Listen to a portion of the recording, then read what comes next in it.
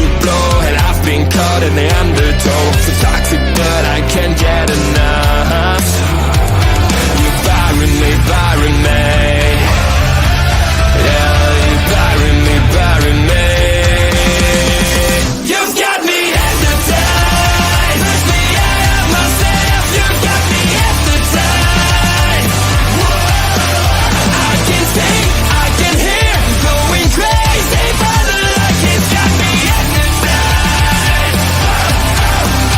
You've got me hypnotized. Get you out of my.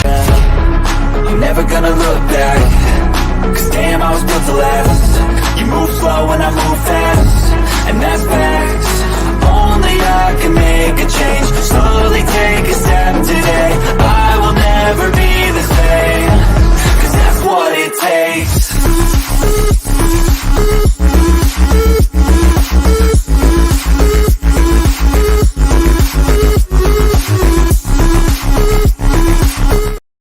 Hello everyone and welcome to Talking Takeover. I am Ol'Ed and I'm joined by the lovely and talented natural Ash Bizarro. And Ashrid, we're finally here. Last week was a bit of an appetizer for a rival, but now we're here. Takeover has officially begun. We're at NXT Takeover. An idea that they thought was going to be a one-time thing. They didn't think that they were going to continue calling it Takeover when they did it originally. What did you think as an overall of Takeover versus a rival? That's a tough one. Is I feel like if I were to divide it, I feel like I like the second half of both shows, but the beginning I could do without, if that makes sense. No offense to Sami Cesaro, that's the only match I would take off from the other one. But like the second half is when I'm like, okay, now I'm intrigued. Now you got me. But at the beginning, I'm like, I don't know how I was watching this when it was live. We're still in the early days of Takeover. Like literally, This is the first ever NXT Takeover. Mm-hmm. They haven't figured out the model that will become the Takeover model. At this point, NXT is still primarily, first and foremost, a developmental program. This is meant to develop young stars and produce stars of the future. It was not meant to showcase the best and most talented that are in the NXT locker room. And that is prime and foremost when we start talking about the matches on this card. Because there's going to be a jump from the things that are on this card to what shows up next time we're live when we talk about NXT. And really, it's so weird because they decided to do this, and they should have done this on the fourth one. They should have done other names to get here. They decided to do NXT Fatal 4-Way as the second takeover, and it should have been the fourth. But we're getting ahead of ourselves talking about Fatal 4-Way because we've got a takeover here to talk about. My thing about this is the first time I've rewatched Takeover, the original. Mm-hmm. And it's the first time that I realized, God, they didn't put enough into the production of these takeovers yet. Because all of these matches could have done with some video packages. Yep. They gave us video packages on every single member of, next month. They're going to give us vignettes on every single member of the Fatal 4-Way match. But I really could have used a 2-minute, this is how we got here for some of these matches. And it's going to continue for the foreseeable future. There's going to be a lot of these where it's like, I really wish they'd give us a bit of story. Mm-hmm. How we got here. Like, WWE is really good about it. Like, even right now on Peacock, we don't see it because I don't pay for the Peacock Premium Plus, where they have it. But they'll say, like, we're going to go ahead and take an ad break, but for those with Peacock Plus, here's the background on how we got from here to here. Mm-hmm. Every pay-per-view, they do it. I just wish we'd have that here. Yeah, it feels weird because when I think about the matches, I'm like, how? Why is this happening? And it's like, I wish I would just do that for the people. Not, I wasn't saying for us because we were watching it before, but for the people that don't know about NXT and decide to all of a sudden, let me go watch it from the beginning and see what this was like. They don't know the whole story. And it just feels like they definitely need to fill in some, like, it feels like plot holes, if you want to put it like that. Yeah. to like give you the complete story, because I was like watching this, I was like, why is Adam Rose going against Camacho? That sounds so freaking weird to me.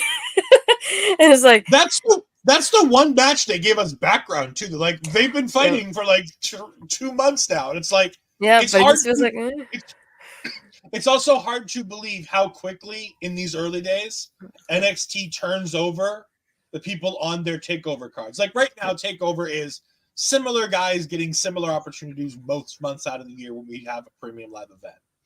At this point, it was who the fuck knows who's going on that takeover card. Pre and foremost, you talked about it. Let's go ahead and start with it. Adam Rose versus Camacho.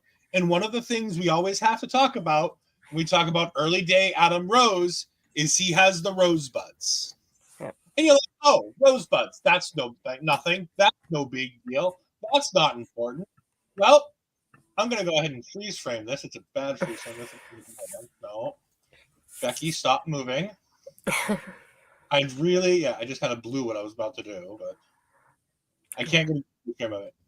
In this one, front and foremost in Adam Rose's thing of rosebuds is in a blue tutu, Becky Lynch.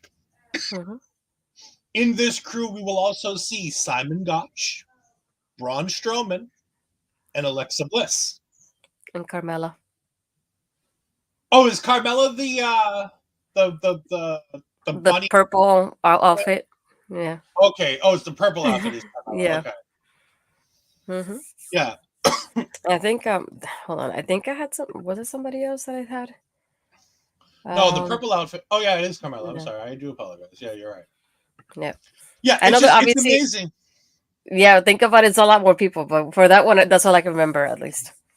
And remember, these people will constantly change. They'll go in and out. But these are the ones that we'll continue to see for the foreseeable future. We'll stop seeing Carmella after next month because, well, we'll get to that when we talk about the next show. But sorry, I watched Fatal 4-Way and it's such a much better show than this, and I really want to talk about Fatal 4-Way now. Hold off on. But no, Adam Rose versus Camacho. It's a match. It's fine. I thought Adam Rose was great. The problem with Adam Rose is he's an indie gimmick come to life. This gimmick is fantastic for what they had, which is put him on NXT and go ahead and let him go. We thank you very much from the Roundtable Pro Wrestling Podcast. Thank you very much. We appreciate you guys stopping in and saying hello.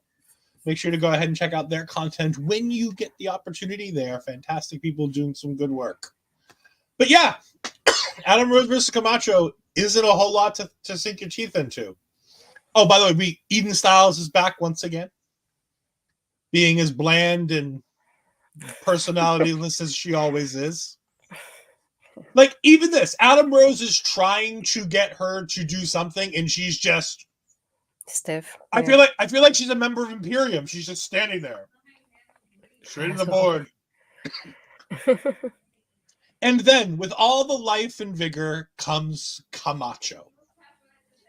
A man who, if you're watching him on WWE television, as opposed to NXT, he's coming out on a bicycle. But we're going to do the Where Are They Now here, because I feel like it's important to note. Camacho is a very important, interesting figure in NXT history. Because NXT will always be the, oh, he was there and did that thing of his career. The reason why is, for those that don't know who Camacho is now, he is Tangaloa of the Gorillas of Destiny, who was playing a Mexican. Yep. So, just so we're clear, we now have, they're not the same family as the Anawahi family, but they're the same general portion of the world. He's Polynesian Hawaiian as opposed to Samoan like the Anawahi family. But we had an Anawahi playing a Japanese dude, seamlessly, by the way, I mind you. Nobody ever questioned whether or not Yokozuna was a Japanese man. I never once questioned the fact. Like, I knew he didn't look Japanese, but it didn't ever occur to me that he might not be Japanese. Same with Camacho. Looking back and seeing who he is now and his heritage now, never once questioned the fact that he wasn't Mexican. He he looks smart. Hispanic. Yeah, he looks He Hispanic. does. Dark skin, great guy. He spoke Spanish, which Curly hair. isn't exactly a hard feat to do, speak Spanish. But he's a fan. Even here, you can watch him. He's intent. He's a fantastic talent. He's a fantastic wrestler. How nothing ever came with this, other than the gimmick was garbage, is kind of lost on me, because you can see it here that there's something there. He's got that it factor. Because I know WWE loves Adam Rose, and the fans, as I'm watching, I have the match on right now on my TV over here. The fans are still chanting the ooh wah wah ah for Adam Rose, because of course, give wrestling fans a catchy song, they'll sing it forever. Fandango. I saw Fandango in an indie event about a month ago. They're still Fandangoing when Fandango comes out. Oh, yeah. We were singing the song while the match was going on when Fandango was in the ring. Why? Because it's a fun and catchy thing. Look at Seth Rollins. I hate Seth Rollins more and more every day because of the fact the fans won't shut up with his stupid song. I can't wait for him to get a new song that doesn't have a sing-along. No. What are your thoughts on Adam Rose versus Camacho here? Was first thinking of Camacho's as we talked about the background. It just reminded me a lot of what we talk about NXT on a weekly basis, how authentic it is now compared to how it was. And this was just like a huge example how drastic this is, because when I first saw him, I really thought he was Hispanic. And then when I see him later in New Japan with the GOD, I'm like, what? You lied to me? It's one of those things, like, it takes you a while to like connect the dots. But also on the history side for me, when it comes to Adam Rose, I had gone to a live event with my dad, and at that moment, I believe either he had just started being on TV or he was going to soon, but he had the crowd already going with the dancing and all that stuff. And I looked at my dad, I was like, I'm lost, because I hadn't seen him on TV yet, I believe. Or maybe he had just started and I hadn't seen it, but it was around that time. And I looked at him and I kept thinking, this guy looks so freaking familiar. Where have I seen him before? And I was like, there's something to him. And I had to Google Adam Rose at that moment, only to find that he was Leo Kruger before in FCW. And I was like, I showed my dad the picture and I went, how is that the same person? Because I knew Leo Kruger. I had seen Leo Kruger. I had never seen Adam Rose. And it's just like, who, what, how? And he's like, it took me a while to get used to seeing him as Adam Rose, because I saw him as his like bulky guy being Leo Kruger that he was. So it took some adjustment for me to see him as the party guy with the rosebuds and everything. Yeah, so that it took a lot of getting used to. And speaking of the rosebuds, to mention a couple of the ones we see later, like people like Zelina Vega used to do it a while. She said that she used to go drive from New York to Florida quite often just to be able to do this, because she wanted to show how passionate she was about this. And you can see her in the background quite often. And if you had seen my interview with Gigi Ray before, Gigi Ray was one of the rosebuds once before as well. And I brought that up to her because I saw her Instagram at that moment. So kudos to you if you find Gigi Ray in one of the clips. You'll see. But it's just fun. For me, the fun part was always looking later at the people and be like, that's this one, that's that one, that's this one, that's that one. And to see where they are now compared to being rosebuds, and where Adam Rose is not on TV, but they are. It's just so weird to think about later. But it's fun. You get to see and then not only that, but I kept wanting to see who the bunny was, because I was hoping it would be somebody that we knew as well. And I kept thinking about that as every time we saw the bunny. But again, I just it was always fun to do that. Yeah, if you were in Full Sail, you were always singing the song, because one of the things, it's like No Way Jose. It was more about the atmosphere and how it felt around with him, rather than the matches in itself. Because if you look at the match, nothing really special happens in it. To be honest, it's more about the good time that you have with the theme song. And then again, seeing that here, I knew this was one of those that it wouldn't translate very well with a bigger crowd when you put in the main roster, as it was in Full Sail. And this was one of those examples with this one as well. Yeah, and it was quickly proven. Adam Rose was an absolute flop on the main roster. It didn't get over. Same way No Way Jose didn't get over on the main roster. Yeah. There are certain things that work in Full Sail. There are certain things that work in the indie wrestling world that will not work for live televised wrestling. It will not work for an arena full of 40,000 people. The song will work, but the gimmick won't. And Leo Kruger, if I remember, was a South African gimmick that he did. By the way, he would, in the Where Are They Now section, he would go back to Leo Kruger and bounce between that and Adam Rose after he left WWE. He put out a shirt that had a mugshot on him, as he was apparently in some hot water for that one, for potentially having some domestic abuse issues, but he credits his wife for the idea to put out the shirt. Pro Wrestling Tees does not agree, and they took it off the website. He retired from professional wrestling in 2017. And of course, like I said, Tangaloa is doing wonderful things in New Japan. He had a stop in Impact after this. He's doing fantastic things. He's one of the most talented wrestlers in the world right now. And I think if WWE could get Guerrillas of Destiny even now, it would be a massive benefit to them. Ironically, he was a Florida Championship Wrestling. He was a tag team partner with CJ Parker, who will both be in the Bullet Club at one point or another. Never together, but they are both members of the Bullet Club. Mm-hmm.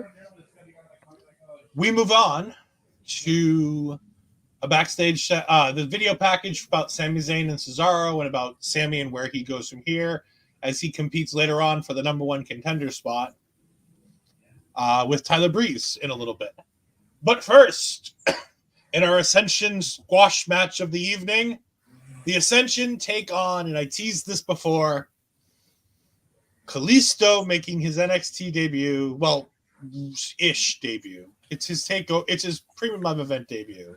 Mm-hmm. But in his tag team partner, El Local. El Local, for those that don't know, was the personal ring announcer for one of the shittiest people in the world, Alberto Del Rio. Yes, Ricardo Rodriguez himself was El Local. The funny thing about this is, and this is coming straight from Wikipedia, which means that, of course, is the greatest place for information because anybody can edit it, and it must always be true. Rodriguez started to wrestle as the masked luchador El Local, who remained distinct from his ring announcer character, debuting on November 3rd episode of Saturday Morning Slam in a loss to Sin Cara. In late 2023, El Local began teaming up with another masked competitor, who was Tyson Kidd, who we'll talk about later, to make up the tag team Los Locals, a team that never won a match. How creative. During this time, Rodriguez became a commentary for the Spanish broadcast team for pay-per-views, which is why they couldn't win, because they couldn't have him do both commentary and be in the ring, and they didn't want to have to explain why they took a voice off the Spanish announce team. In 2024, Rodriguez formed a tag team with a debuting Kalisto against the Legionnaires, who we'll talk about next time. And then he teamed with Kalisto here. He was then released a few weeks, about a month or so after the show, on July 30th, 2014. I was going to say, you said 2024. I was going to say, holy crap, what? I was like, No. what did I miss there? No, it's 2014. No. Yeah, 2014. I do want to point this out, though. We're going to do his Where Are They Now, because he's the only one that needs a What Are They Now? Where Are They Doing Now? This is the funniest thing. He has a 2-line, 1-sentence. There are 2 sentences. I apologize. For his time at All Elite Wrestling in 2021. On October 27th, 2021, Rodriguez worked as a Spanish commentator for All Elite Wrestling, taking the place left of Willie Urbina, who was fired due to racist remarks he made about Japanese wrestler Hikaru Shida.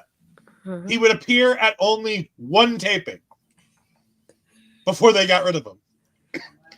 He wasn't only bad at commentary in WWE, he was apparently so bad at All Elite Wrestling, he made it 1 show. By the way, if you want to learn how to wrestle, apparently he runs a place called Three Legacies Wrestling Academy. I don't know what legacies those might be, because it sure as hell isn't his. in Lancaster, Pennsylvania. So, all right, the Ascension versus Kalisto and El Local. Anything to say about Kalisto's great? Like, yeah. Like I feel like WWE missed the boat. I understand the I do good lucha spot or whatever the hell the line was that he did with the US title when he had a backstage segment and he just completely spaced on what he was supposed to say and I do good lucha things, I think it was the line. That is him, right? That is Kalisto. I'm remembering the right person, right? I'm gonna have to go back. He is that's the right flippy dude guy, right? In the Spanish. Well, they had like 3 of them at that point because that was when they had Lince Dorado, Kalisto, and Sin Cara. Not the first Sin Cara, the second Sin Cara. I'm trying to remember what it points up. I'll remember later.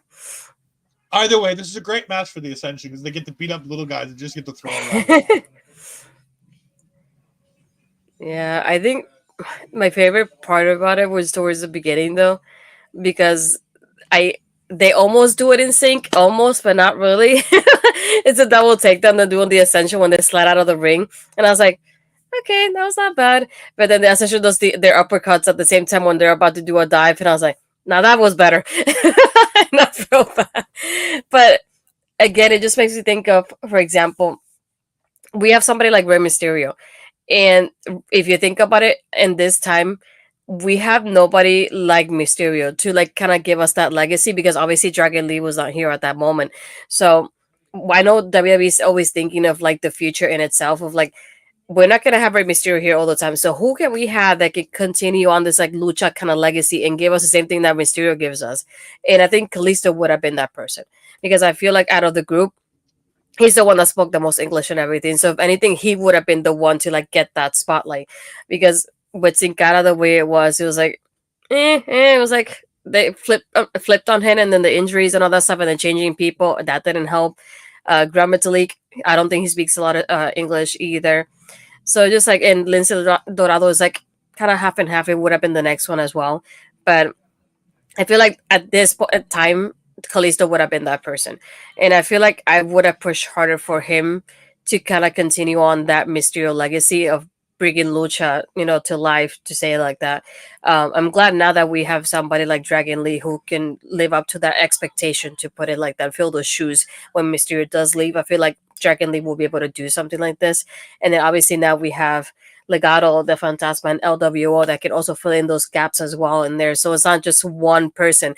Being that one Hispanic market, it's a lot broader now than how it used to be. So that's something that I always thought about when it came to Kalisto. It's like, I loved how he looked, and I love how the crowd connected to him, but I just felt like they never like pushed him the way they should have to like cover those shoes, to put it like that. WWE was always looking for their in the Latin market beyond just Rey Mysterio. And again, I'll trash him to the end of the days because he's a terrible, terrible, horrible person. But Alberto Del Rio came really close. Mm-hmm. They wanted Alberto, and they gave him every opportunity. And to be honest with you, during his time in WWE, he was doing a really good job of it. Like, take the person who they are outside of it. Yeah. Alberto Del Rio's wrestling character is really good. What it was back then. He was this larger than life, aristocrat, Spanish aristocrat. His father was I forget what his father's name is. They always would mention it. I can never remember it. Is it Mil Máscaras, I think? No, that's his uncle. I know, but his dad had something else. It was like Don something or other. And I can't remember what the name of it is off the top of my head. But they always wanted him to be that next star. And he was never going to do it as a babyface, but they knew they could make him a heel. And at least that way would give... Because one of the things you do in television and in wrestling is you want everybody to see themselves in somebody on the roster. Like you've talked about. When you see Zelina Vega, when you see AJ Lee, these are people who you look at and you go, I see a bit of myself in them. When you see Damian Priest, when you see Bad Bunny, these are people who grew up where I grew up. I see a bit of myself in them. Mm-hmm. They wanted that for the Latin community back at this time Alberto Del Rio. They bring in Sin Cara twice. They bring in 2 Spanish wrestlers to be Sin Cara because their first one couldn't do what they needed him to do. You talked about Kalisto. You talked about Lince Dorado. You talked about Grand Metalik. WWE is constantly trying to find that in the Latin market. And that's not necessarily a bad thing. Like we talk about what they did with Jinder. Yes, Jinder's world title run was solely because they wanted to capitalize on the Indian market. That's not necessarily a bad thing. Yes, it's bad market. It's solely marketing. But at the end of the day, it's okay to try to market to a specific demographic when you get the chance, if they're worthy of it, if they have the talent, if they have the ability. And the problem with Jinder's first run as champion wasn't that he didn't have the talent to be a world champion. Is that the story wasn't built properly to make him a credible world champion, and thus it made it a joke. But if they had done it right, I think that could have worked. And they tried it over and over and over again with the Latin community. And even here, they're starting to groom that next crop. And now they're doing it again. Like you said, Santos Escobar. You mentioned specifically Dragon Lee. I'll go immediately to Santos Escobar. Yeah. They have been grooming Santos Escobar from the beginning to be the one to take over for Rey Mysterio. They brought in Dragon Lee because they got the opportunity to take him, and they'll be more than happy to make him the future of Lucha Libre too. But Santos was there first, and Santos is the one that had that segment with Babyface Dom and Babyface Rey, where as a heel, I thought we were going to get Dom versus Santos for Rey Mysterio's mask. I thought that was going to be the big match that Dom was going to have as a babyface. And I still think that match may happen someday. But Dom has done. Rhea Ripley has made Dom such a different superstar that he's no longer the future of Lucha Libre. He's just the future of the Mysterio name, in a different way, in a different time, in a different place. It's not going to be Lucha Libre for Dominic Mysterio. It's going to be something completely different, and I'm excited for him for that. All that to say that we didn't care about this match, and we wanted to talk about other things, anything else that wasn't this match. The Ascension win, it didn't take long. Moving on. We get a video package for Tyler Breeze. We get a video pack. We get the entrance for Tyler Breeze. And for those asking, we now finally have the, oh my God, it's Tyler. The whole package is here. Hello, Omen fan. Thank you for joining us. We greatly appreciate it. Hi, Eric. We also have, if I remember correctly, let me just play it. Yeah, this is the theme song. Yes, we have the Sami Zayn Let's Go theme song. Yeah. It's the ska one. He's dancing around. He's still got the same tights as last time, so we love that. We love seeing her. Well, he didn't scare us. Not this time. Maybe next time. Keep trying. And for this one too, when the Tyler video package is Alexa Bliss in there, and I was like, she looks like such a baby compared to now too. Next month we'll see Dana Brooke in a Tyler Breeze spot. I noticed a very different looking Dana Brooke, as I will continue to say that it was the other Dana Brooke, and it was not the Dana Brooke we currently have. It's not Ash by Excellence. Yes, I have a conspiracy theory for those that haven't heard it before, that there are multiple Dana Brooks that were presented to us by WWE. Because the one that we saw in NXT is not the one that we ever saw on the main roster later on. Not in the beginning it was, but then she went away for a while and she came back and she looked it's not like, oh, she got a little bit of work done and looks different. She looks completely different. But anyways, we get away from this because this is a great match. Tyler Breeze. How they botched Tyler Breeze, I'll never know. How Vince McMahon botched this, I still to this day don't get it. Yeah, this is one of those, like, it's kind of like CJ Parker for me as well. I feel like they could have done so much with him. And it's like when I think about Tyler Breeze, I think more about NXT than I do like WWE as a whole, if that makes sense. Like, that's how I think about it. And I was like, how did he not translate that to like the main roster? And it's like, I feel like I would have loved to see more of him like that. And I was like, I keep thinking of the Fashion Files, but it was like a short period of time compared to this NXT run. So it was like, I think more NXT for him. And I was like, how? I was like, he was so entertaining in such a different way, especially like, I know obviously being in Full Sail, but like seeing him being like that model, the way he brings it up in every single conversation. He's so in character what he's doing it. The phone as well. Yes, it's obviously 10 years ago, so the phone looks a lot tinier than what it is now. But seeing the entrance, like in the background as well, the Titatron as he's walking down. And it's like from the theme song to the posing, so many things about him. And I was like, he was so entertaining. Like, what the heck happened? And it's like, it's kind of weird when you think about it now, where just like you think about up, up, down, down when you see Tyler Breeze rather than anything else as a wrestler. It's like, that's terrible to think about. Like, just for a second, just go with me on this. Like, I'm not going to play the audio because we can't, but like, this is a star right here. Mm-hmm. He's still new at this. Like, this is still early days because he didn't have this the last time we saw him. So we're within the first 2-3 months of this gimmick. And he's just, this is an it factor, all written all over it. Just absolute it factor. The camera, I know you won't know this, but in the early days of Shawn Michaels' career, Sensational Sherry, who was then referred to as Scary Sherry, used to follow him with a mirror, a legit mirror, a full-length mirror. She would walk backwards down the aisle with this mirror so he could continue to look at himself the whole way down to the ring. This is exactly what this gimmick is, except for the fact that it's using technology as opposed to having the mirror. But he was essentially a version of Shawn Michaels. His in-ring talent, like the beauty shot, is a super kick. It's a good super kick, don't get me wrong. Like, he didn't copy Shawn Michaels. Like, I'm not trying to sit here and say that Tyler Breeze copied Shawn Michaels in any way. I'm saying he made a version of a Shawn Michaels character surrounded by, like you said, the model character. And he epitomized that character. We talk about it with Ariana Grace. Imagine bringing... This is what I think they should do. I think Ariana Grace should have some issues at one point and be like, she's like, I needed my mentor. And she gets on the phone. And we all think she's calling Santina.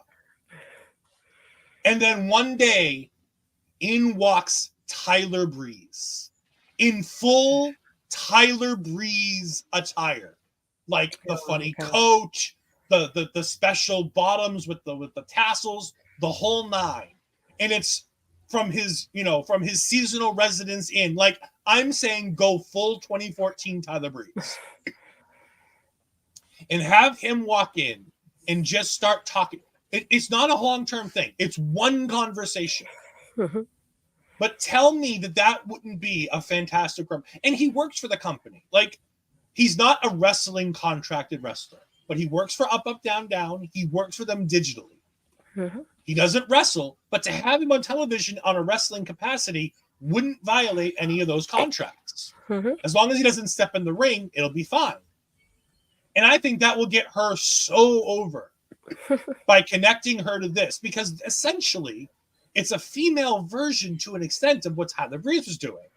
She's a beauty pageant instead of a model, but she loves herself and she can't not hear herself talk. And the idea that they would be friends to an extent, I think could be fun. I think it's funny you bring him up because I bring her up, sorry. But I thought the same thing when I saw him. I was like, this reminds me of Ariana and like the way she acts with herself and how she's so in character. Exactly like him. And I thought about that too.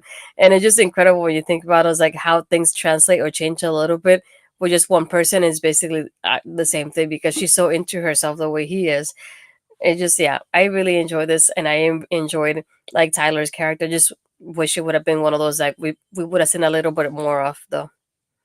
He's the gatekeeper. Like, he isn't now. He's still young, and they still potentially going to put the title on him here. But eventually, Tyler Breeze will become the gatekeeper of NXT. Remember, in a few, I think about a year or so from now, we're going to be able to review, and I can't believe I'm going to be able to say this. I'm going to be able to review a match having Jushin Thunder Liger in it. Because Tyler Breeze is the only WWE superstar who can say that on WWE's television, they wrestled Jushin Thunder Liger. The only other people who can say that are people who worked for WCW. Because that's the only other time he worked in the United States on television. It's just, there was so much promise for this character. And he came up at a time where he's going to get lost in the takeover black and gold shuffle. Because as we start building here, these are the last few shows before black and gold starts taking over. Because once Sami becomes champion, that's my mark for this is black and gold. Mm-hmm. Because it's Sami becomes champion, Kevin turns on him, and NXT goes to another level. That one moment is the moment where NXT turns up the heat. Right now we're at a simmer. The water's bubbling. The water's boiling a little bit. But we're not ready to cook yet.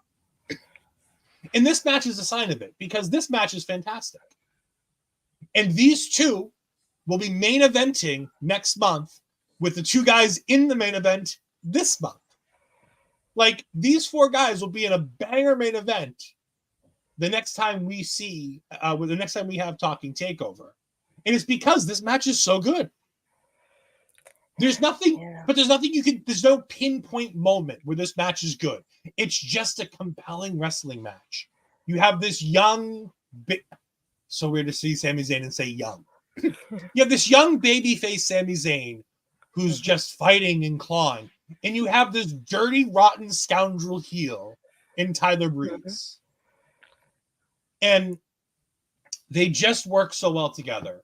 The chemistry works. Everything just flows with these two.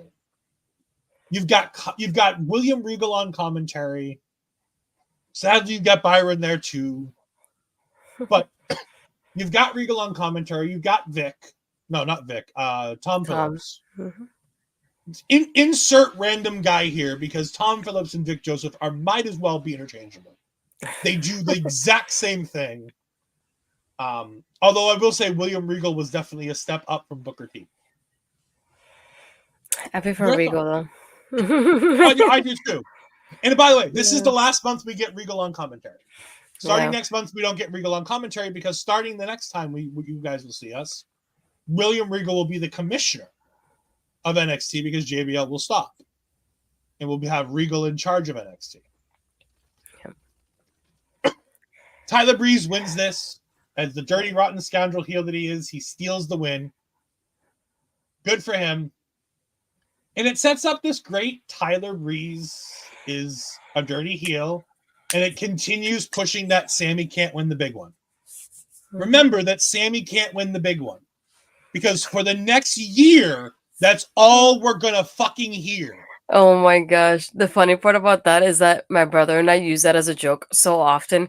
And then all of a sudden, like, we could be doing whatever, and then it will say, "You can never win the big one, Sami."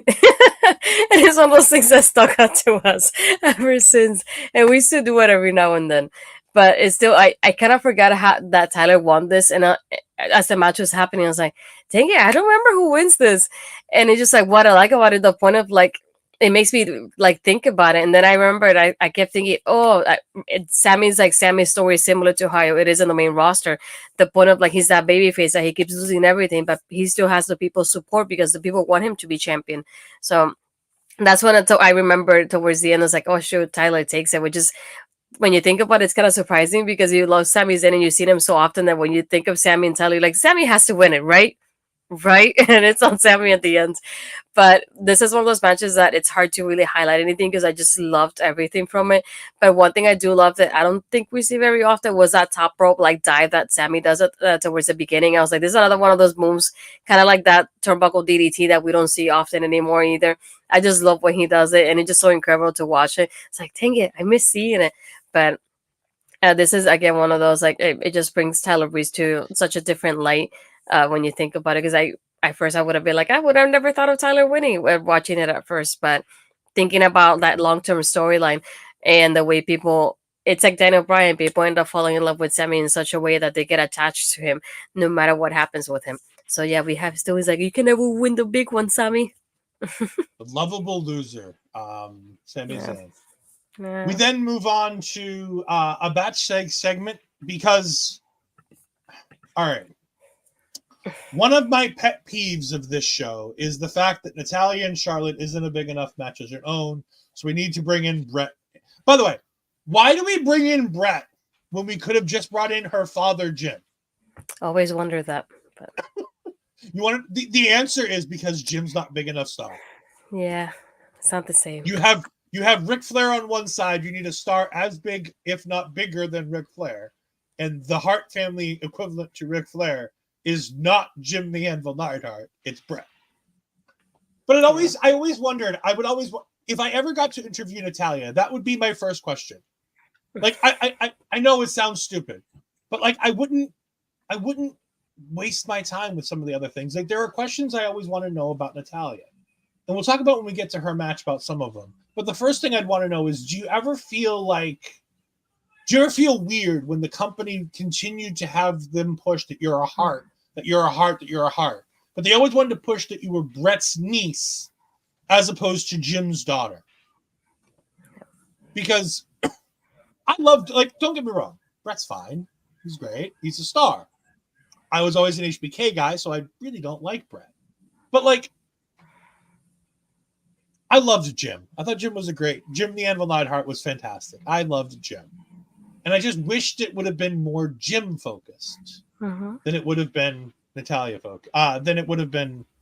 But this is a fantastic shot, so I'm going to bring it up here. The three of them strategizing. There's just something great about seeing Tyson Kidd talk to his mentor, Bret Hart, the man who, he spent years in the dungeon. Because remember, Tyson Kidd for a long time, I don't believe he's no longer, but I believe at one point he was the last student of the Hart family dungeon. And he technically is, because the dungeon doesn't technically teach anybody anymore, because the Harts no longer own the Hart House. For those that don't know, if you go to the Hart House now, you make people really, really mad, because the Harts no longer own it. They don't live there. And they're really, really, really tired of people coming up and asking to see the basement. I know this because I watched Matt Taven go to Alberta and really, really make somebody mad because he wanted to see the basement. And one thing I also think about with Tyson, though, it's kind of similar to Tyler Breeze in that aspect. Is like, I see him wrestle here, and I'm like, I enjoy him so much. But now when I think about him, like now in 2024, I just think more of the contributions he's made to the women's division versus his career, because it feels like I've seen that more than what I've seen in his career, if you think about it that way. So seeing him here, just like, it makes me appreciate and miss him in that aspect of his life. Because I remember again watching Total Divas, and just like I felt bad for Natty because all he used to do was watch wrestling even when she was in front of her. And she's like, "What do I have to do? Just like Jen and Brian for him to notice?" And it's like, well, you may have to, honey, because that's the only way he'll notice you. But I think about that aspect of, like, every time I see any one of those matches that I enjoy so much, the next day when I look up who's the producer, Tyson Kidd, this happened segment producer Tyson Kidd, and just like I think about now, it's kind of like Fit Finlay, for example. I saw him a while in SmackDown too growing up, but I think more of now of like, his support towards the women versus his career, because that's what I've seen the most. So seeing him here, it just feels kind of odd to me, because I'm used to seeing him, like, knowing of him in that backstage kind of part and role rather than his in ring at this point. So you talk about whether or not how Natty would have to dress. And it's a wonderful segment from Total Divas, and she goes ahead and gets in the dominatrix stuff, try to get his attention. I'm going to say, based on her Instagram, I think she figured out how to dress. And guess what? I'm going to show you. Oh my God, no. Jeez. So this is Natalya's Instagram, for those that haven't seen it before. And I'm going to ask a question. If anybody notices, if Natalya has figured out, since Total Divas, how to get a man's attention. I'm not going to say anything about it. I'm not going to make any comments. I just want to know if you think Natty's figured out how to get a man's attention based on her Instagram. And by the way, there's nothing wrong with this. I'm just saying, I think she figured it out. She got the answer. And another thing too, seeing them physically, like Natty and Charlotte look like such different people as well, physically in itself. If you were to show it to me and not know that, I would have been like, that's not the same person. And again, thinking of like Charlotte, this is a time when they were debating or not whether to like keep her as Ric Flair's daughter, so she's only Charlotte, and not hearing Charlotte Flair feels so odd. At first, I was waiting for that to happen. It's like from the Queen City, Charlotte. I was like, oh, that's it, and it feels so awkward. Yeah, they were more than happy to tell us she's Ric Flair's daughter, but they weren't sold enough to put the last name on her at the time. Yeah. Before we get to Charlotte versus Natty, because like I said, that was just a backstage segment, and it kind of went off on a rant about it. Yeah. Well, I'm not saying it's a rant. I mean, we're talking pleasantly about Natalya Neidhart and the Hearts in general. We get Rusev, again, not having a match because Rusev can't wrestle wrestling matches on takeovers. He can only go ahead and have... I mean, by the way, he will have a match next month on TakeOver, I believe. The next time we see you guys on Talking TakeOver, I believe Rusev has an actual match. But this time, Mojo Rawley tries to come down to make Rusev shut up, and it doesn't work well for Mr. Mojo Rawley. Yeah. Very badly. I feel bad. We get a backstage, we get a vignette segment for the women's championship match where they talk about the tournament. Mm-hmm. And again, it shocks me to think about the fact of the names that were in this tournament that didn't that were not substitutes. That were not substitutes. that one that the matches ended in submission. Yes, they were not substitutes. I will never live that one down. That's fine. No, not anytime soon. But I mean, like, we're gonna go over it again. Like I said, I went over it last month, but I just want to continue going over this because it still boggles my mind.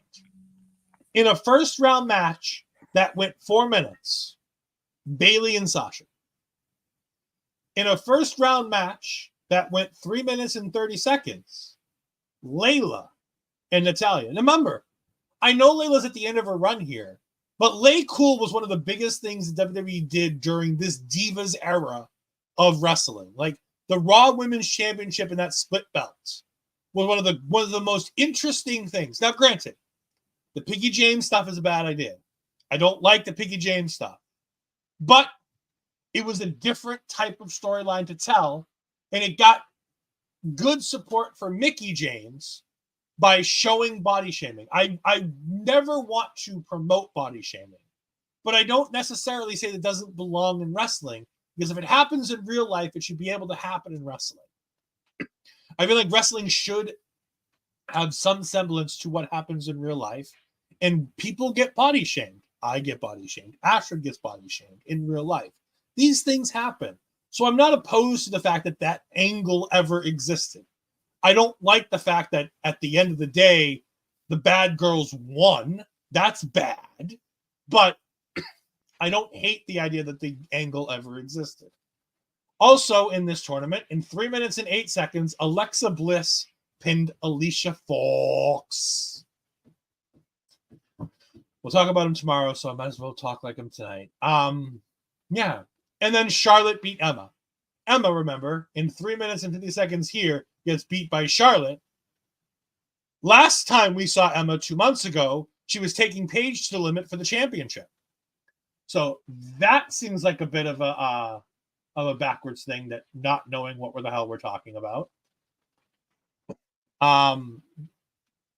It's just kind of all over the place in this tournament. This entire tournament, let me see here, 4, 7, 11, 15, 20, 23 and a half minutes-ish for the entire women's tournament, not counting the finals. That reminds me of the Queen's Crown. I was going to say that's more than the Queen's Crown.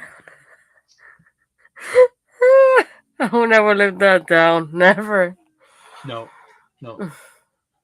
Mind you, the second round matches did take slightly longer than the first round matches because Alexa Bliss got pinned by Charlotte in 5 minutes and 1 second.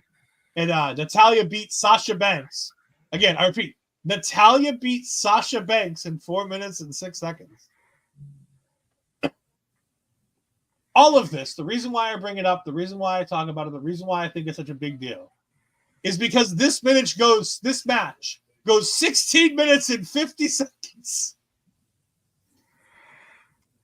Yeah. I don't hate it. I love this match. I think this match is great. Mm-hmm. I showed you a line from Justin James's review for the Pro Wrestling Torch about this event. And the final line is WWE gave a women's match 17 minutes of time on television. Even more when you count both promo segments, like the video packages, and Paige coming out and cutting a promo before. It goes about 25, maybe 30 minutes of television time on a 2-hour takeover. They gave a lot of time to this.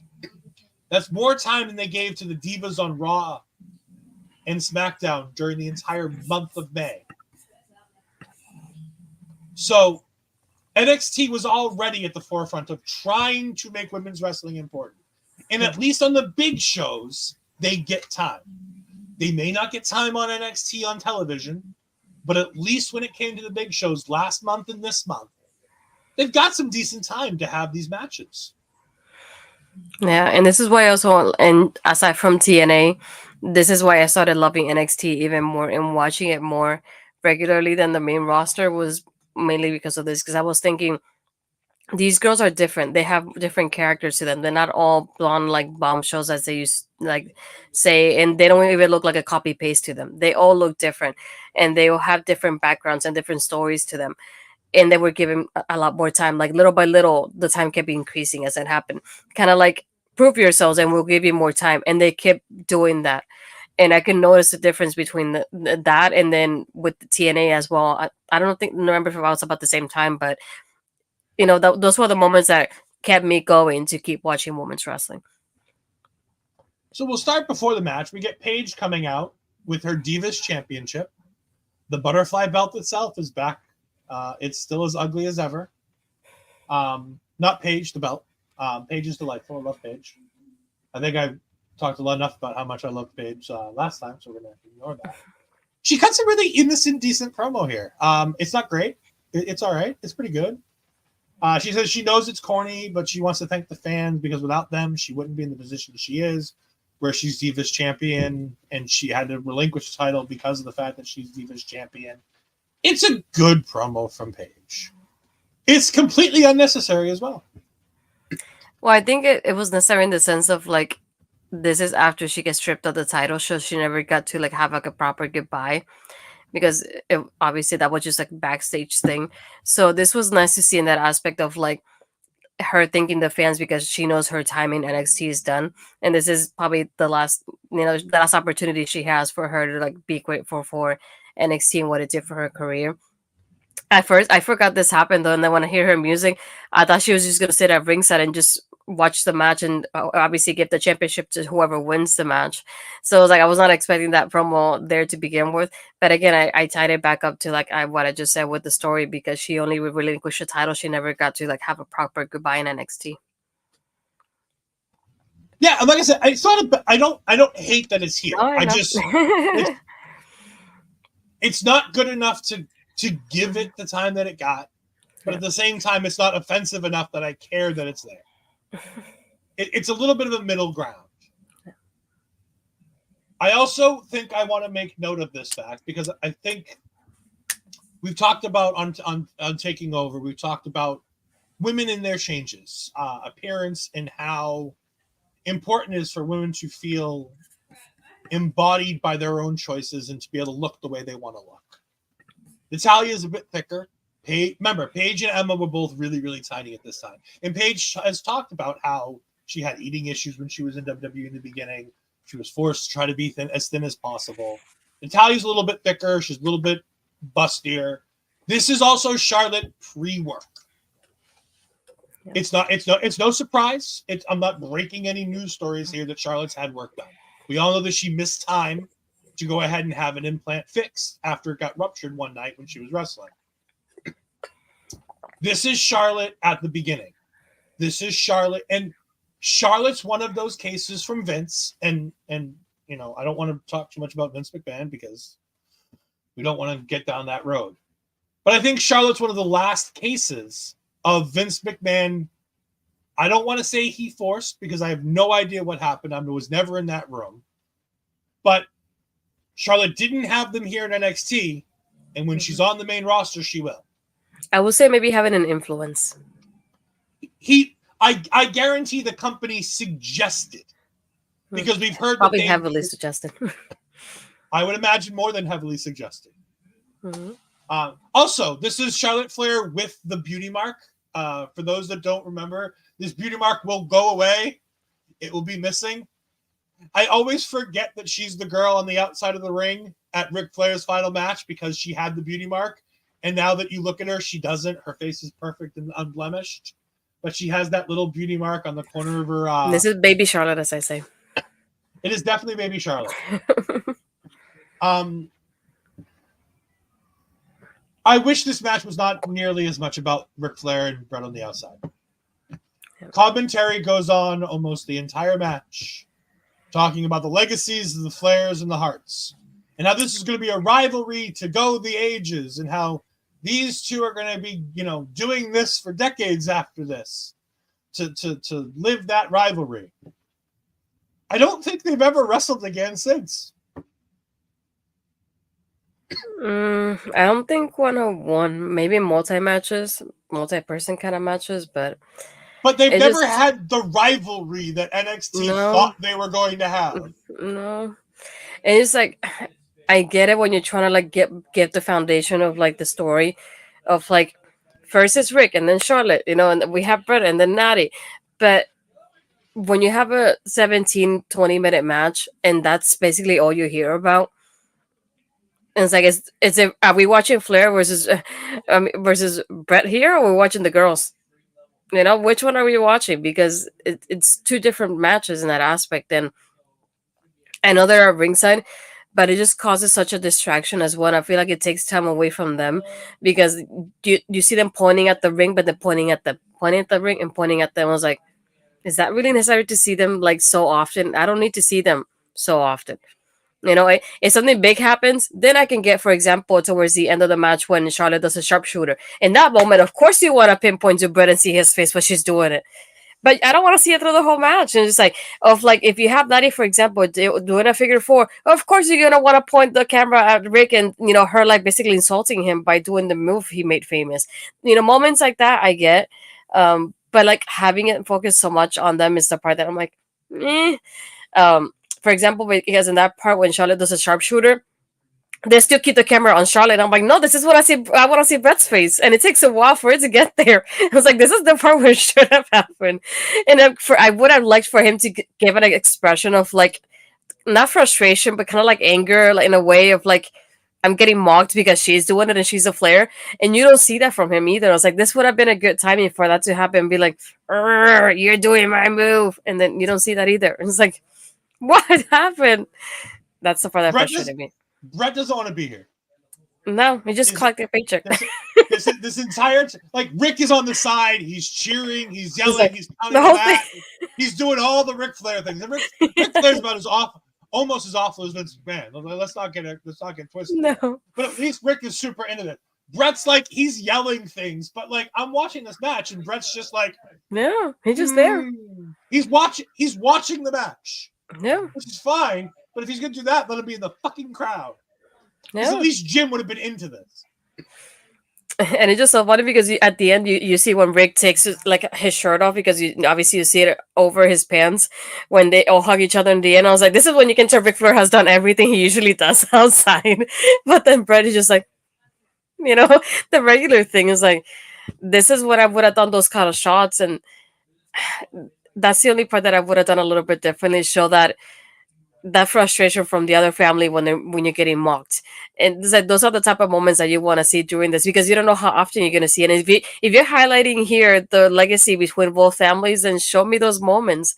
But like aside from that, I'm glad this match got the time it needed, and I would have done even more with it because I really enjoyed it.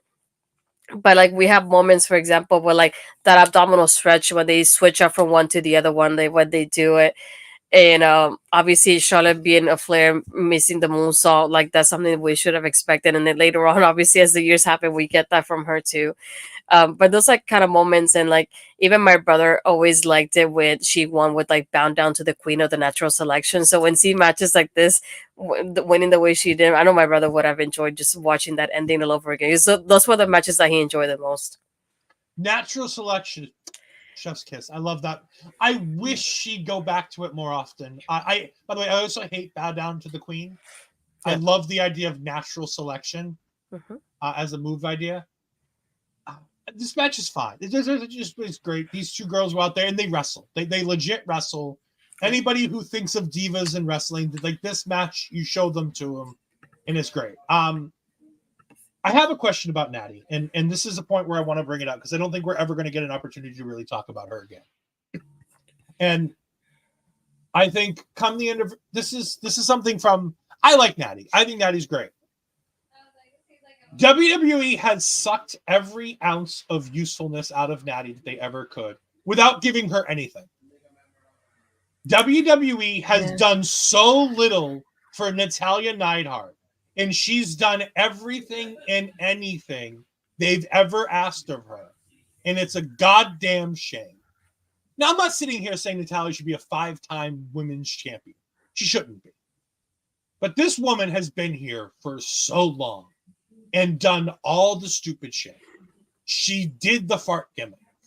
She went on Total Divas and made herself look like a sex pervert trying to find a way to get TJ to screw her. Like, it's funny now. Like I show off her Instagram and how she's become a more sexualized person and she's using it to boost her image and her self-image. There's nothing wrong with that. That's fine. But remember, she's a heart. Like, she's supposed to be all about the wrestling. She's not anywhere near the top of any list for the most talented women's wrestlers in any era that she's participated in, whether it be now or whether it be the Divas era. And that's a shame because she's the one with TJ, with Fit Finley, that has been there, with Sarah Amato. Because you can never forget about the work that Sarah Amato put in with a lot of these girls. They made these girls something. Those 4 people have made what we see now on television, what we get now, a reality. And I just wish, at the end of the day, that Natalya would have more to talk about than, I believe, one Divas Championship reign under her belt. I think she was either SmackDown or Raw Women's Champion as well. But again, you also think about it. I to continue on to that. I don't want to say argument, but discussion. But thinking about like, she's one of those women that her Guinness World Records is because she's been there probably the longest. Not only that, but you think about like how it feels like they have nothing else for her, that they just give her random partners every single time. If you probably look up how many partners she's had way too many compared to most people. And then if you see like you can even look up on her Twitter, her Instagram, she's always posting videos of people training with her and TJ. We had recently the Finlays where they're training with them as Brogan just got signed with NXT. And you see them and people are like, oh, but why is so-and-so from this company training with her? Because she's from this company. It's because, it's there for the love of wrestling. They just train with each other because they love it. And it's nice to see that camaraderie between the group in there. And the way she's like, oh, I train with this one. I train with that one. Jay was training with them and Liv was training with them. And if you ask all these people, all these ladies, especially now, who is behind them, it's always TJ and Natty as a team. And they're the reason why the girls are where they are. And it's always like, oh, Natty did this for me. Natty did this for me. And it just, I thought about it from this aspect watching this match. Just like, look at what Charlotte has done. And she's not even done wrestling. obviously, because she's still active compared to what Natty has done. And like resume wise, if you think about it, it's like, how come Natty didn't get that treatment that Charlotte did? It's like things like that that make you wonder. It's like Natty could have been the same, amount of times as champion as Charlotte did. But it's just like I feel like they never gave her that moment to like really shine, because whatever they give it to her, it was taken back. It feels like at this point, and it's just like I feel bad for her because every time you see her having kind of a special moment, is because she has with a partner, not because she's by herself doing things for herself. And I don't want to say I feel bad, but I just have moments of like you don't know you don't know what else to say when it comes to that, because it's just Natty should be given more than what she's had. And it's like I think her work behind the scenes should really be like rewarded in some type of way on screen. And we don't even see that. And it's like sometimes she might be gone for a while, but suddenly she comes back and she has a different partner. I'm like, what happened here? It's like there's so many like plot holes within like those kind of stories. It's just frustrating the way they've treated her, to be honest. Because I don't want to say like I'm a huge Natalya fan or anything like that, but I feel like thinking about legacy wise, there's so many people that have been treated so much better than her, and she's still there. Like she's one of those people, like she's a constant there, and it's like that's incredible to think about, and they still don't treat her how they should. We talked about this. I went on her Wikipedia and I went to her championships and accomplishments section. I'm going to run down the entirety of this because I think it's so incredibly telling of so many different things, and it's so varied. She was inducted into the Canadian Pro Wrestling Hall of Fame in the class of 2023. She is in the Canadian Wrestling Hall of Fame not once but twice. She is in there by herself, and she's in there as a member of the Hart family. She was the NWA Extreme Canadian Championship Wrestling Women's Champion once. She was given, by Rolling Stone, she was given the title of Most Overdue Title Run of the Year in 2017. Sports Illustrated in 2018 ranked her 11th out of the top 30 female wrestlers. Stampede Wrestling, she was the Stampede Women's Pacific Champion twice, and she was Women's Wrestler of the Year in 2005. In WWE, she's been the WWE Divas Champion one time. She was a SmackDown Women's Champion one time. She was a Women's Tag Team Champion one time. Once. With Tamina. Nobody meaner than Tamina. She was ranked 20th by WWE in the top 50 greatest female superstars of all time. 20th. And that was in 2021. Here are some other things that I think bear note, and it tells you how far and varied this career is and how underutilized she was. In 2011, Pro Wrestling Illustrated, PWI, put out their PWI Female 50. She was 4th. That's impressive. When that same list went out with the PWI Women's 150, 10 years later, she was 66th. She dropped 62 positions in 10 years. In 2021, when she was 66th under the top 50 female wrestlers in the PWI, in their PWI Tag Team 50, she was 28th when she tagged with Tamina. But, I mean, if she wants to hang her hat, she's had the most appearances on a pay-per-view for a female wrestler with 75. She's had the most matches for a female WWE wrestler with 1,514 as of this is recorded, and I guarantee you it's more by now than it was when this page was updated. Most wins by a female WWE wrestler. This number probably hasn't changed a whole lot, and it's 663 because they don't let her win much. Most WWE WrestleMania appearances. I'm assuming this should be for a female because I see this number and I know it's not right, but 8. So they missed the part of for a women's wrestler. Because I guarantee you that Hulk Hogan's been on more than 8 WrestleManias. Most Raw WWE matches, 174. Most SmackDown WWE matches with 200. Again, all of these lists are for females. But that's 6 Guinness World Records. Now, some of them are less accomplished than others. Also, for full disclosure, she was also given the Wrestling Observer's Worst Worked Match of the Year in 2013 when, oh my God, no wonder why this is on this list.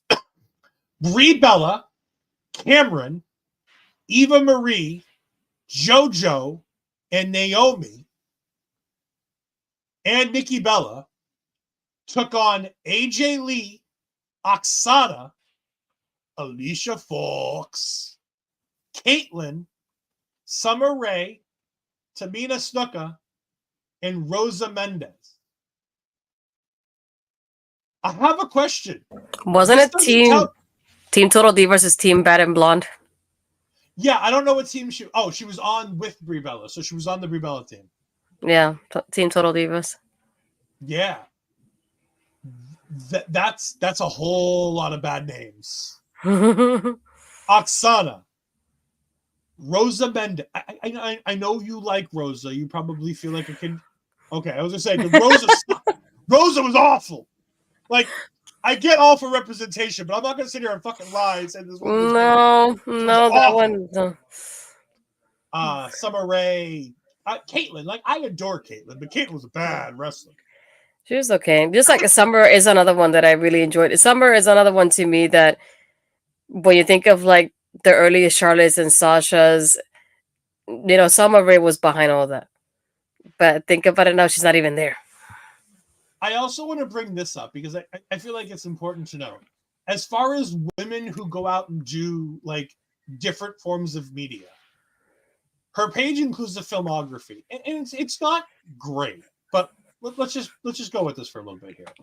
2013 to 2019, she was on Total Divas as a main cast the entire time.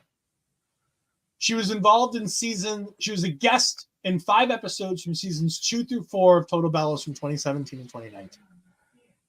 She was also on an episode of Chasing Maria Menounos. She was on episodes of WWE Breaking Ground and Tough Enough. She was on Hollywood Medium. She was a big enough star in 2016 to be on the E-Carpet countdown to the red carpet for the 88th Academy Awards. She was on Carpool Karaoke, Rachel Ray, A Little Late with Lily Singh. She was in a show called Fight Like a Girl. She's taken part in 4 of the episodes of Biography WWE Legends. She was also interviewed for the WWE Rivals series and the WWE Evil series. She's been on Celebrity Family Feud, Wheel of Fortune, WWE's Most Wanted Treasures, and MasterChef Junior. When WWE wants to run out a woman to do publicity and things, again, Natalya seems to always be willing to do whatever it takes. Because I love my television. I don't know what half of those things are. I was going to say, Fight Like a Girl was some kind of special they did. I forgot entirely what it was about, but I know she wasn't the only one there. But it was more like a campaign they started doing for the ladies as well. But yeah, when it comes to that, like right now, even today, her and Chelsea were there, and they just came back from Saudi Arabia over like I don't know if it was like a week they were there or so to promote I forgot the exhibition that they have over there, whatever it's called. So they literally just went to promote that, and they even mentioned it as they came out. Like Chelsea came out, and they was like, "Oh, she just came back from Saudi Arabia." Da, da. I don't think Natty was in the match tonight, but they still like mentioned it, and you can see in the picture she was with Chelsea around that too. So it's like whenever they need to promote it or anything like that, she's that person there. I became this close. I'm gonna clip this for her later because I want her to owe me the interview because I was this close to interviewing her for the Rumble, and then she ran away from me. No, not from me, but she ran away from the room, and I couldn't interview her. I was like, I was this close. It's like, come on, Natty. If I got the chance to interview Natalya, the 2 questions I tease this. One would be, do you feel like WWE kind of pigeonholed you by making you more related to your Uncle Brett as opposed to utilizing the connection with your father more than they did? The second question I would ask her is, after all is said and done, and everything that you've given to professional wrestling, do you feel like WWE is giving you as much back? And I don't mean that as a slight, because like I said, they love her and they've treated her very well, and they've employed her husband, and we'll talk about more about the great things WWE's done for TJ and the great things TJ's done for them, that they've taken care of him. Because we always hear about the things that WWE doesn't do to take care of their talent. TJ is one of the few shining examples of WWE quietly doing an absolute banger of a job taking care of somebody. This man was injured on their dime in a freak accident. Because TJ's talked about it. He holds no ill will to Samoa Joe. Samoa's done this move ever since for years and years and years. And it's one freak accident that cost TJ his entire career. Mm-hmm. But the idea that just Natalya I feel like there was more. I feel like there should have been more. She was a heart, for Christ's sake. Like, yeah. They use the fact that she's a heart every chance they get. But when it came to giving her the due for putting over everybody else, it always felt like she came out on the losing end. And I wonder if at the end of the day, is she okay being the person who launched all these careers? She's the gatekeeper of the women's division in general. Every woman who's a star in this business right now coming through WWE has gone through Natalya at some point. Yep. Is that enough for her legacy in her own mind if she's really on it? And again, if she says yes, that's great, that she feels fulfilled with everything she's done, great. I'll stand by it and I'll say that WWE's done right by her. I just feel like, as an outside observer, I feel like they could have done more for her. Yeah. And I feel like she needs a bit of a due. Mm-hmm. And I don't know what they should have done. I don't know what reigns they should erase to have her have the title reigns. It's just it's so interesting that Charlotte is a Flair. And they want to treat Charlotte like a Flair. So Charlotte has, I believe, at the current 10 or 11 championship reigns. Mm-hmm. Natalya has 3 total. If you include tag teams, for 3. Yeah, and I'm thinking of, like, you know, being one of those people that builds a legacy. And it's like, you never even have her win a Rumble, for example, or win a Money in the Bank or anything like that, or even be a main event of WrestleMania before she retires. Anything like that, I think, will be a good way to show a little bit of that token of appreciation for what she's done. And if you watch Total Divas, for example, you know, Nikki and Brie always credit Natty for being that person to, like, really kind of train them and, like, back them up and give them that boost that they needed to be who they are as the Bella Twins. And even people like Eva Maria have mentioned how she trained a little bit with Natty and TJ, and it helped her as well. And even now, you see, if you look, like I said, if you look at her social media, you see Liv Morgan was training with her before her return from an injury. Jade has been training with her. I think, if I'm not mistaken, Ricky Stark was training with them not too long ago with Jade as well. It's like you see the names that are coming through and getting trained by them. That at the point that you're like, you can credit them for, you know, whatever these people do next because of how they're helping them, and you can see how, like, they're not getting that reward if you think about it, like, especially from Natty's end. But again, this is one of those, like, in a way, it would have been cool for Natty to win it because obviously she's the veteran. You can hope that she wins it, but at the same time, as you said, this is like the launching pad towards that black and gold. So obviously they're gonna give it to Charlotte, that new generation, and give her that spotlight to, like, help her grow and have the girls grow with her around the same time. Yeah, and like I said, this match is great, but just watch it. Like, I don't want to talk about it. I just want you to watch it because, like, we've talked for 20 minutes about how great Natalya is. And I feel like that's something we just deserve to do because Natalya is fantastic. And while she may not have ever been the flashiest or the most talented female wrestler of all time, she is one of the most steady and competent wrestlers.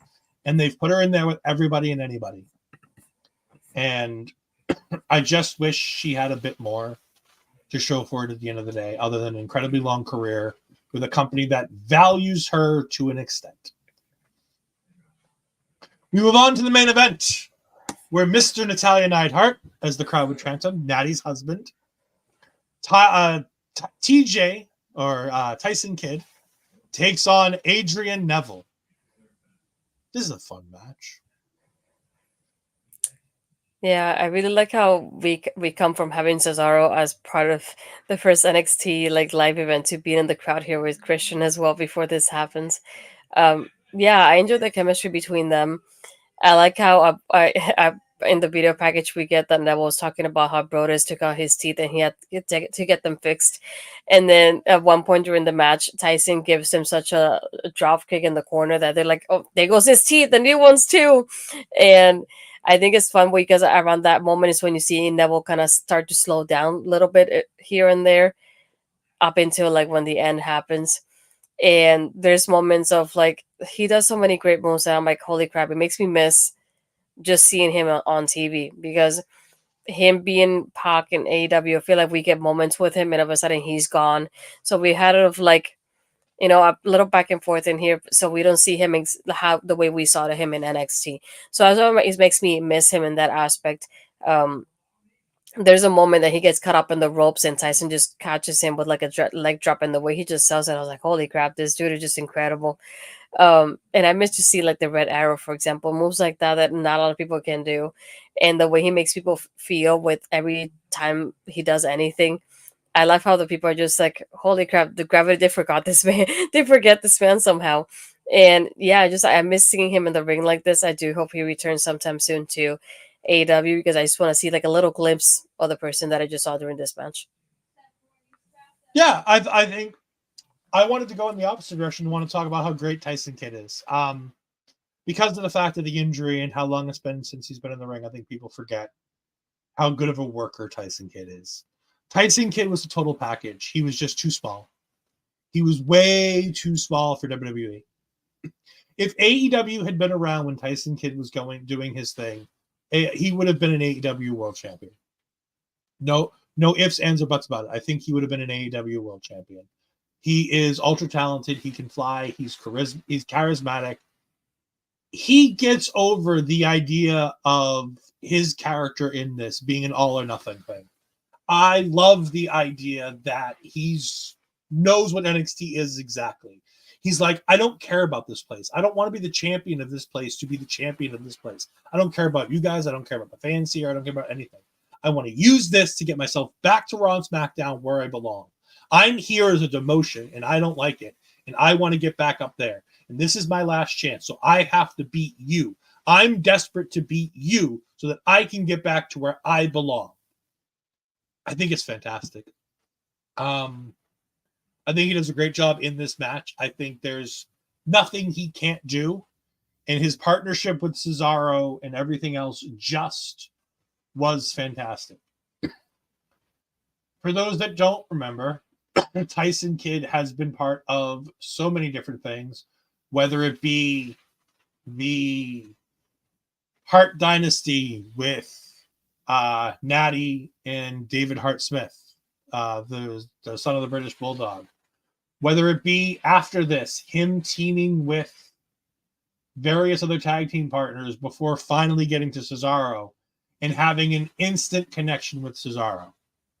But of course, all that becomes a moot point on June 29th, 2017.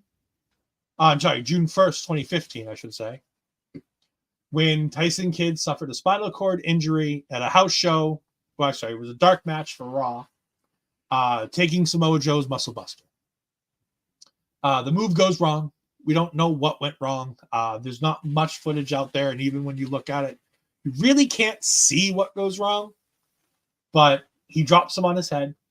Tyson Kidd has talked about how only 5% of people survive, not recover, not go back to doing what they did.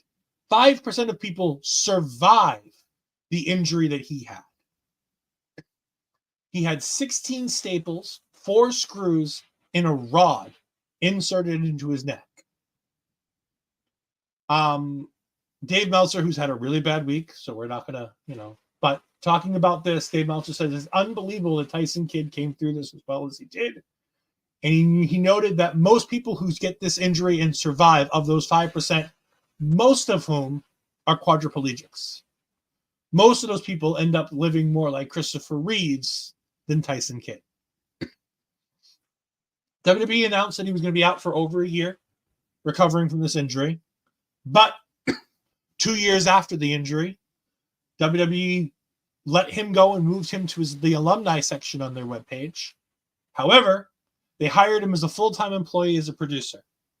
Since then, as Ashley mentioned before, Tyson Kidd he's not solely responsible, but he is the primary force along with Fit Finlay for a long time. I don't know if Fit's still there doing this, but I know Tyson is still there doing this. Every Royal Rumble for the women has been produced by Tyson Kidd, along with other people, but primarily done by Tyson Kidd. Tyson Kidd is given most, if not all, of the women's matches to produce. He is incredibly good at helping these women find that inner gear to be able to make a wrestling match something worth watching. And I don't say that as a women's wrestling match. I mean as any wrestling match. Men's match, women's match.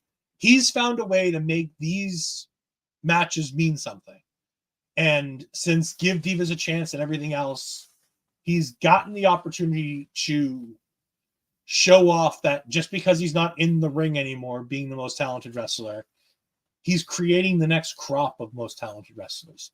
He's helping develop people like Charlotte Flair, Sasha Banks, Becky Lynch, Bianca Belair, Rhea Ripley. All of these women owe in some small part a piece of their career to Tyson Kidd, a piece of their career to Sarah Amato, a piece of their career to Fit Finlay. Because these are the men, and in Sarah's case, women, who helped make sure that all of these women were trained properly and to be able to have banger matches when finally given the opportunity. And I don't feel like these three producers don't often get enough credit for the good things that they did to get these people to where they are. However, Adrian Neville wins this match. It's a fun match. It takes 20 minutes. And I remember how little I enjoy Adrian Neville matches as a babyface. I love Adrian Neville as a heel. Yeah. But as a babyface here, he's awful. He has zero charisma. He has zero drive. Like, I'm not invested in anything he does. For me, it's just like he comes up, like, especially towards the end when they're about to shake hands, and Tyson doesn't shake his hand and just kind of like bumps him.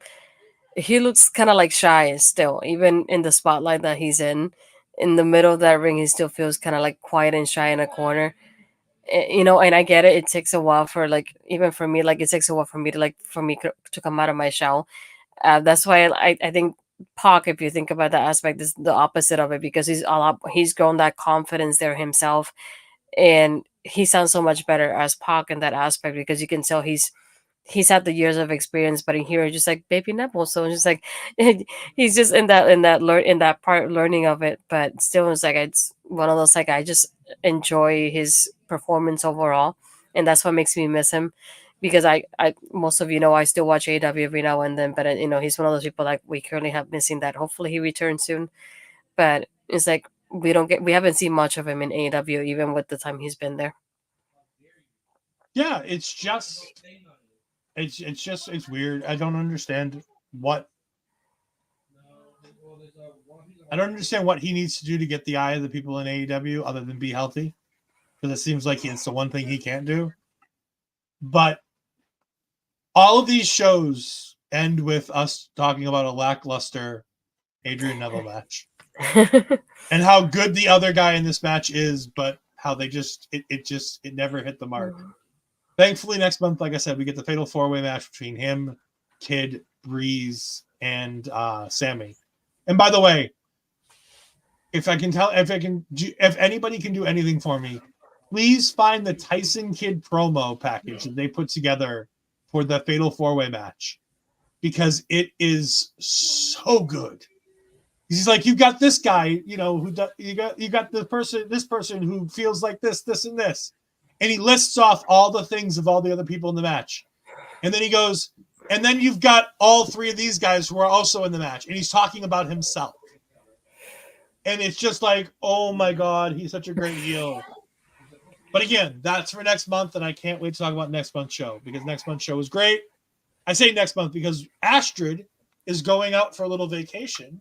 And after tomorrow night's show, we won't be seeing her on our stuff for about a week or so. Yay! Tell the good people where you're going. I'm going to Los Angeles, California. She's going to be Hollywood Astrid Pizarro. Go ahead and tell people where they can find you when you're not in Los Angeles. Well, I mean, you can still see me tomorrow on Takeover, taking over. Yeah, we do have a special somebody that's gonna be. I won't say replacing me, but for one night only, with a special message that I'll be playing for Ed tomorrow. So be prepared for that. So yeah, it's gonna be different if you when I see my face on the show and not be able to watch anything. But after that, I won't be here for a whole week. It's gonna feel very odd, but here you go. After that, you can find me on my Twitter and Blue Sky as Astrid Pizarro, and then Instagram and Threads Astrid Pizarro20. Hopefully tomorrow there's an announcement coming up about some of my stuff. I've been waiting for that to happen for it feels like the longest time. So hopefully tomorrow's the day. Don't quote me on that, but just in case it happens. But other than that, as you saw in the intro earlier, you can still get my shirt for you wear. There's the link and the QR code. As you can see, Mel and Mike are model and design. In the middle, obviously, the design in itself in the shirt. And if you go back to Debbie Shop, you can scan the QR code, or I also have the link on my Twitter. You can just shop at Debbie Shop like you usually do. The prices and discounts will change for you, or just a little bit goes back to me, which is what covers the Canva that we use for the designs here later on for the thumbnails and the intros and all that good stuff. So most of the graphics that you see are because of my Canva, so it goes back to that as well. But yeah, I won't be here the week after. I'm kind of bummed up with missing a little bit of the chamber because I'm not working up that early to watch it. Sorry, not sorry. Hopefully I'm enjoying during the day. But you'll get the lovely Ed and Bobby having brunch-ish, I think.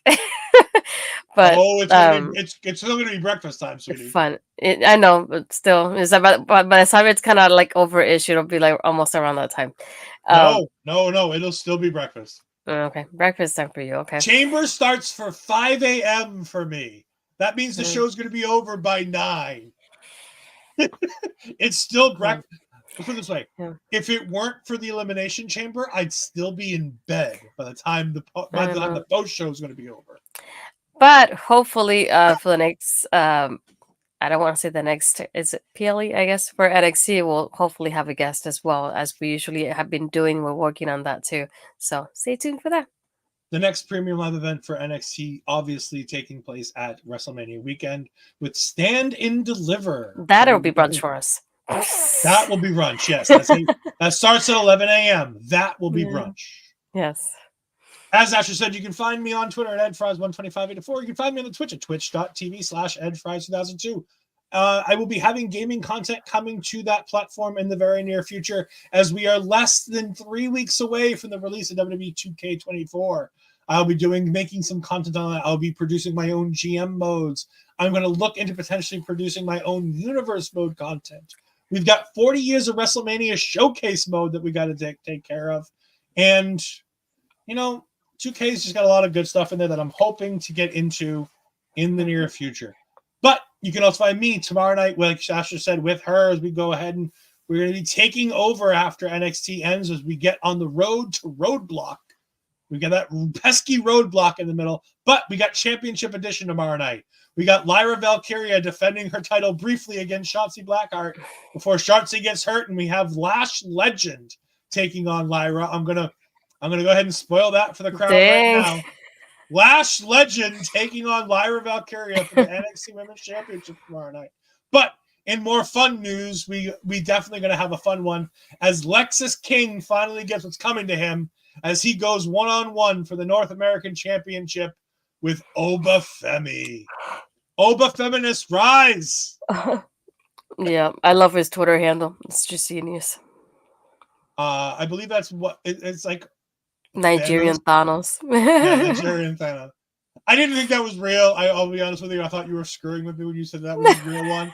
And then I realized WWE's tagging them in it. I'm like, holy shit, okay, it is official. I know, Yeah. but I didn't believe you until I saw WWE Tag Team. Oh my gosh. And of course, like Ashton said, me and Bobby will be doing the post show very early in the morning for the two of us. It'll be between 8:30 and 9 o'clock when Elimination Chamber ends in Perth, Australia. So we're going to go ahead and enjoy a little bit of breakfast as we go ahead and talk about all the fun things that happened on the Elimination Chamber as we go to the road to WrestleMania. Don't forget, you can also go ahead and catch my appearance on the Ring of Honor show on a Ramble that happened last Friday. You can go ahead and check that out. And make sure you also go ahead and check out my Marvel content. We had Iron Man 2 was briefly talked about. We talked a whole lot more about the other Marvel things that dropped when Deadpool and Wolverine, and we also talked about the Fantastic Four news that dropped that day as well. So we got all kinds of news for that. Stay tuned. We are going to be able to talk in March. We're getting X-Men 97. I am so excited. The trailer dropped for that. Ashton, have you seen the trailer for X-Men 97? Yes. Did you It's watch coming out the on my original birthday? animated? Did you watch the original animated X-Men? I don't remember. Have you Maybe watched it I on did, I'm Disney not Plus? sure. Okay, No. because that theme song is iconic. I know. It's I such a love that great theme theme. song. It comes out on my birthday. So give something for my birthday weekend and watch. There you There you go. go. Oh, such a good theme song. But for myself, for Asher Bizarro, this has been Talking Takeover. We will see you guys tomorrow night. Have a great day. Goodbye. I'm never gonna look back, cause damn, I was built to last. You move slow and I move fast, and that's facts. Only I can make a change, slowly take a step today. I will never be the same, cause that's what it takes.